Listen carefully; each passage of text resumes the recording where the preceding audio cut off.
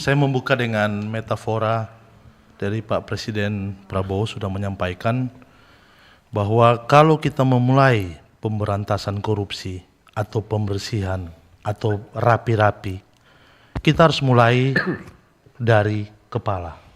Sama seperti ikan, kalau dia busuk dari kepala, ya ikan itu biasa busuk dari kepala. Nah, kalau kemudian dibiarkan, dia akan mengalami pembusukan sampai seluruhnya. Nah, saya kira metafora Pak Prabowo ini sangat jelas dan tegas bahwa bagaimana pemberantasan korupsi Pak Prabowo sudah memulai debut dalam tidak sampai 100 hari.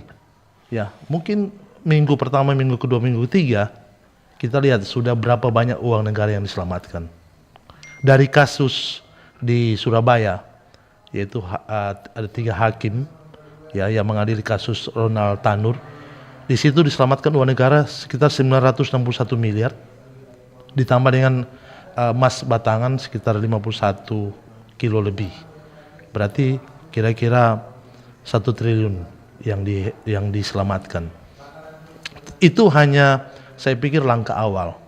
Langkah selanjutnya yang akan dilakukan oleh pemerintah sekarang, dalam hal ini Presiden Pak Prabowo, bahkan kemarin saya sudah ketemu dengan Pak Jenderal Julius, gubernur terpilih, dia akan tegak lurus dan sinergitas yang kuat pemberantasan korupsi pusat sampai ke daerah. Nah, kami di fraksi Gerindra akan menjadi garda terdepan dan akan bekerja sama dengan para pegiat pemberantasan korupsi, anti korupsi di Sulawesi Utara, khususnya di Kota Manado. Bagaimana kita mau membuat pemerintah ini betul-betul efektif, efisien. Karena korupsi itu bukan cuma kejahatan, tetapi ini adalah penyangkalan peradaban manusia.